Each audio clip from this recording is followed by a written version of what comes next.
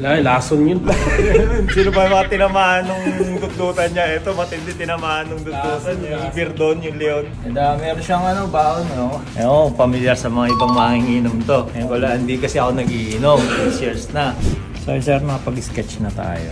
I think more on ito yung mga details na meron dito. Yan. Meron lang tayong mga hindi pa na-shade yan na ibo-bold lines natin para mag-incorporate. Hey, what's up? Two boys, Solar Boy. Another day, another tattoo. Magic sa ating Solar Boy Tattoo Studio. Flex ko muna ang ating kasuotan ngayon. Siyempre, ang ating Karma World na shirt. Ayan, o. Meron pa natin ang net cap. Pero, kaya yung mga shirt natin, Karma World shirts. Makakapag-avail kayo dito, exclusive lang sa ating Solar Boy na not from here na merch.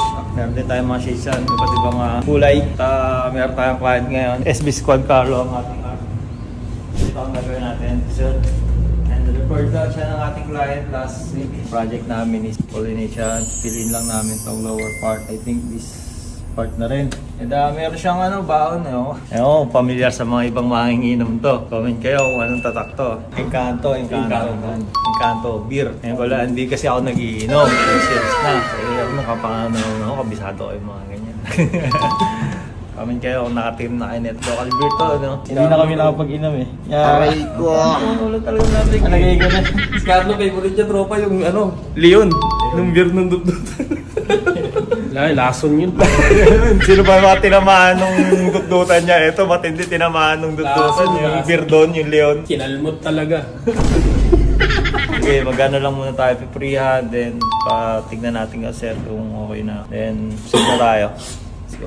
So, sir, nakapag-sketch na tayo. I think more on ito yung mga details na meron dito. Yan. Meron lang tayong mga hindi pa na-shade dyan na ibo-bold lines natin para mag-incorporate dito. Siyempre, gagamitan natin yan ng RS ng Mami Tattoo Supplies. Under na rin nga pala kami ng Osus Tattoo Supplies. So, sa mga gusto mag-avail ng mga Mami products, kay Osus na lang kayo re-recta kay Ma'am Liz, tsaka kay Mark. Alright, pinatapos natin siya part by part. And gamit natin tong 7RS ng Mami. Paka-solid na siya sa 10 gauge. Siya na rin yung pang-outline natin. Diretso shading na. So, para mas saturated. So, kung mapapansin nyo, minsan may mga upload akong naka-indicate doon kung gaano kabilis. Nasa technique din and consistency ng paggawa. Same na rin ang pinang-outline ko dito sa mga pinaka-pollination niya. Pag tama yung needle mo, hindi naman sa pag-aapura pero mas napapadali, less traumatic. Kain pag hindi tumatagal ang proseso ng tattoo. Alright, bulaan na. Nakita nyo naman. Gaganyan. Siyempre, alam nyo na. Banlawan na yan. Tapos na. And yan na lang muna for today. Saan na natin dugtungan yan. Medyo na-contento na sir eh. Unti-unti lang. Pwede naman ganyan. Progress lang yung mga tattoo natin. Session by session. Unti-unti. Gumagapang.